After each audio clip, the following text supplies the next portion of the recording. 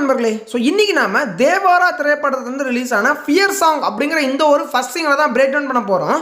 So இந்த ஒரு சாங்கை கேட்டுட்டு நிறையா பேர் வந்துட்டு பார்த்தீங்கன்னா இது வந்து பேடாஸ் மாதிரி இருக்குது, பீஸ்ட் மோட் மாதிரி இருக்குது, தனிவழி மாதிரி இருக்குது, ஹுக்கும் மாதிரி இருக்குது, இது எல்லாத்தையுமே கலந்த ஒரு கலவை தான் இந்த ஃபியர் சாங் அப்படின்னு சொல்லிட்டு தான் எல்லாருமே வந்துட்டு சோசியல் மீடியாவில் ஷேர் பண்ணிருக்காங்க. ஸோ எனக்கு கேட்டப்பமே கூட அதிலிருந்து அங்கங்கே ஒரு லிரிக்ஸ் அந்தந்த டியூனை எடுத்துகிட்டு ஒரு கொலாபரேஷனாக ஒரு சாங் உருவாச்சுன்னா எப்படி இருக்குமோ அப்படி தான் இந்த ஃபியர் சாங் இருக்கிற மாதிரியுமே தோணுச்சு.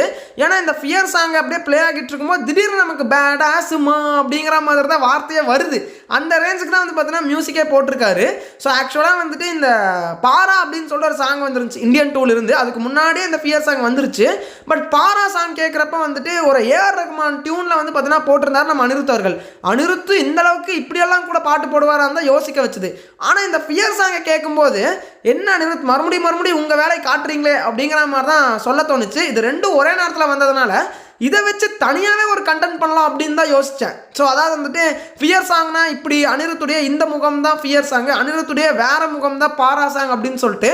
பட் இருந்தாலுமே ஒரு லிரிக் பிரேக் டவுன் வீடியோ போட்டுடலாம் அப்படின்னு சொல்லிட்டு தான் இந்த ஃபியர் சாங்குக்கு தூக்கிட்டு வந்திருக்கேன். ஸோ தேவாரா அப்படிங்கிற படத்துலேருந்து வந்ததுனால இந்த லிரிக்ஸ் எல்லாம் தேவாரா அப்படிங்கிற அந்த கேரக்டரை போர்ட்ரேட் பண்ணுற மாதிரி இருக்கா, இல்லை என்டிஆர் ஜூனியர் என்டிஆரை போர்ட்ரேட் பண்ணுற மாதிரி இருக்கா அப்படின்னு சொல்லிட்டு பாட்டு பார்க்க நமக்கு தெரிஞ்சிடும். வாங்க நண்பர்களே, ஸோ ஃபியர் சாங்கை பிரேக் டவுன் பண்ணிடலாம். நான் தான் உங்கள் முருகன்.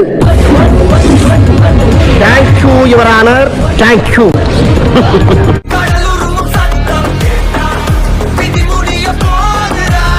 கடல் உருமும் சத்தம் கேட்டா விதி முடிய போகுதா அப்படிங்கிற மாதிரி லிரிக்ஸ். அதாவது நம்ம தேவாரா வந்துட்டு அந்த கடல்லே தான் சுத்திட்டு இருக்கிற மாதிரி தான் அந்த இது வரைக்கும் வெளியான டீசர்ஸ்லாம் நம்ம பார்த்துருப்போம்.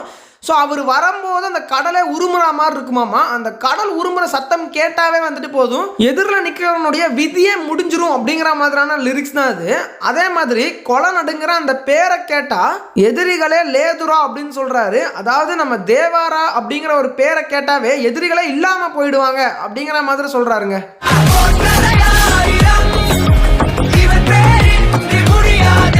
போர்களில் 1000 இவன் பேரின்றி முடியாதே அப்படின்னு சொல்றாங்க. அதாவது உலகத்துல ஏகப்பட்ட போர்கள் நடந்துகிட்டு தான் இருக்கு. அதுல 1000த்திற்கும் மேற்பட்ட போர்கள்ல நம்ம தேவாரா அப்படிங்கிற பேர் வந்திருக்கு. அந்த பேர் இல்லாம அந்த போர்கள் முடிஞ்சதில்லை அப்படிங்கிற மாதிரி சொல்றாரு.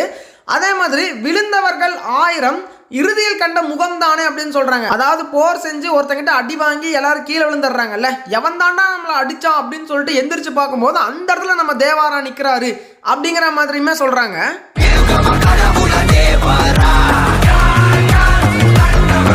மிருகமாய் கடவுளாய் தேவாரா, யார் யார் கண்டவர் யார் அப்படிங்கிற மாதிரியான லிரிக்ஸ். அதாவது நம்ம தேவாரா வந்துட்டு ஒரு பயங்கரமான ஆளு, ஆனா அவரை யாருமே பார்த்ததில்லை அப்படிங்கிற மாதிரியான ஒரு விஷயமும் அந்த திரைப்படத்தில் இருக்குமோன்னு சொல்லிட்டு எனக்கு டவுட் வருது.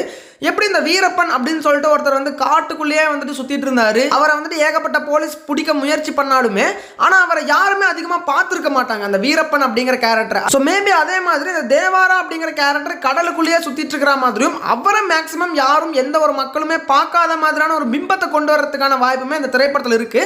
அதைத்தான் வந்துட்டு யார் யார் கண்டவர் யார் அப்படிங்கிற மாதிரியான லிரிக்ஸ் உணர்த்துதோ அப்படின்னு சொல்லிட்டு நினைக்கிறேங்க.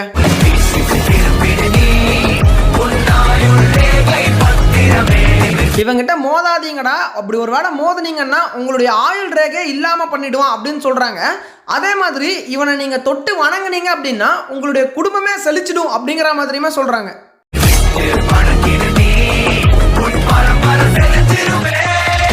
ஆக்சுவலாக இதே மாதிரியான ஒரு லிரிக்ஸ் ஹுக்கும் பாட்லையுமே வரும். வரசுற வரையில் உனக்கு ஒரு குறை இல்லை அப்படிங்கிற மாதிரி ஒரு லிரிக்ஸ். அதாவது அவங்ககிட்ட வச்சுக்காத வரைக்கும் நமக்கு நல்லது, அவங்ககிட்ட வச்சுக்கிட்டோம்னா முடிஞ்சது வேலை அப்படிங்கிற மாதிரி ஒரு லிரிக்ஸ்.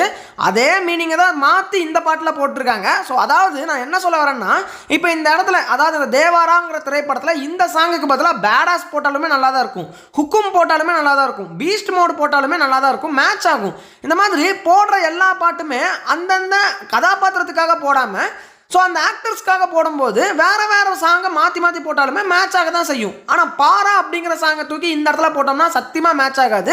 ஸோ அதனால தான் சொல்கிறேன், அந்த சிச்சுவேஷன் அந்த கேரக்டருக்காக போடப்பட்ட பாட்டுனா அது பாரா தான். அதை நம்ம போன வீடியோவில் சொல்லியிருப்போம்.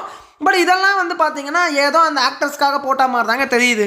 எரியிற நெருப்ப கேட்டு பாரு, கொதிக்கிற கோபம் கொண்டாளு. ஸோ அவ்வளோதான் லிரிக்ஸே. எரியிற நெருப்பை கேட்டுப்பாரு, கொதிக்கிற கோபம் கொண்ட ஆளு அப்படின்னு சொல்கிறாங்க. இந்த லிரிக்ஸ் தேவாராக்கு மட்டும்தான் வந்துட்டு பார்த்தீங்கன்னா மேட்ச் ஆகுமான்னு கேட்டிங்கன்னா கிடையாது. நீங்கள் வந்துட்டு லியோக்கு போட்டாலும் மேட்ச் ஆகும், டைகர் முத்துவேல் பாண்டியனுக்கு போட்டாலும் மேட்ச் ஆகும், விக்ரம்க்கு போட்டாலும் மேட்ச் ஆகும். ஸோ இந்த மாதிரி எல்லாருக்கும் மேட்ச் ஆகிற மாதிரி தான் வந்து பார்த்தீங்கன்னா ஒரு பாட்டே போடுறாரு, அந்தந்த ஆக்டர்ஸ்க்கு போடுறாரு. ஸோ இப்படி போடுறதுனால தான் வந்து பார்த்தீங்கன்னா அந்த எலவேஷன் சாங்குக்கான ஒரு மீனிங்கே வந்து போயிடுது அப்படின்னு நான் சொல்ல வரேன்.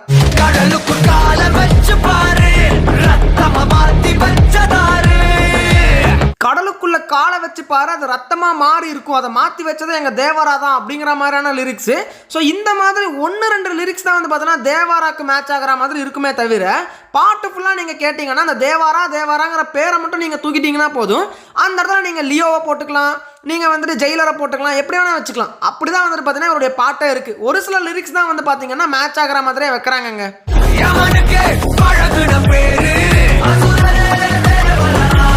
ஸோ யமனுக்கே பழகின பேர் அசுரனே தேவரா அப்படின்னு சொல்லிட்டு வருது. மேபி தேவரா அப்படிங்கிற நேமோடைய மீனிங் ஒரு அசுரனாக இருக்கிறதுக்கான வாய்ப்பு இருக்குது.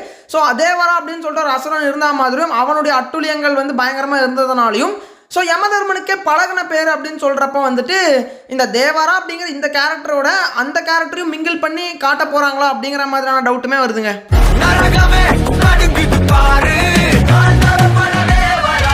ஸோ நரகமே நடுங்குது பாரு அப்படின்னு சொல்கிறாரு.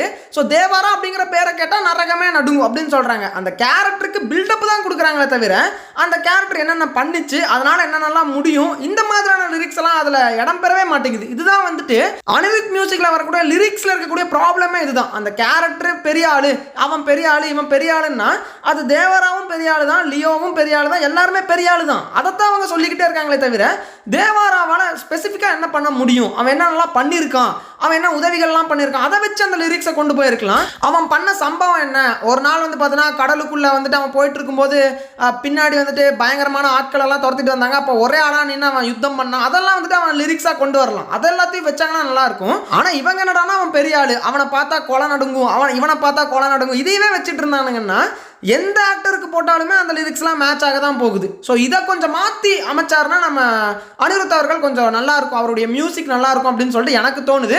பாரா சாங் மாதிரி மற்ற சாங்குமே பண்ணாருன்னா நல்லா இருக்கும் அப்படிங்கிறது தான் என்னுடைய ஒரு அபிப்பிராயமாகவே இருக்குது. ஸோ நீங்கள் இந்த சாங்கை பற்றி என்ன நினைக்கிறீங்க? இந்த தேவாரா அப்படிங்கிற சாங்கு மற்ற சாங்கை கம்பேர் பண்ணும்போது அதே மாதிரி தான் இருக்கா, இல்லை இது கொஞ்சம் பரவாயில்லையா தோணுதா அப்படின்னு சொல்லி கேட்டிங்கன்னா என்ன கேட்டால் எல்லாம் ஒரே மாதிரி இருக்குது அப்படின்னு தான் நான் சொல்லுவேன். உங்களை கேட்டால் நீங்கள் என்ன சொல்லுவீங்க அப்படின்னு சொல்லிட்டு மறக்காமல் கமெண்ட்டில் சொல்லுங்கள். ஸோ இந்த ஒரு தேவாரா அப்படிங்கிற சாங் எப்படி இருக்குது, இந்த படத்துக்கு யாரெல்லாம் வெயிட் பண்ணிருக்கீங்க அப்படின்னு சொல்லிட்டு அதையும் மறக்காமல் கமெண்ட்டில் சொல்லுங்கள் நண்பர்களே. உங்களை நான் அடுத்த வீடியோவில் சந்திக்கிறேன்.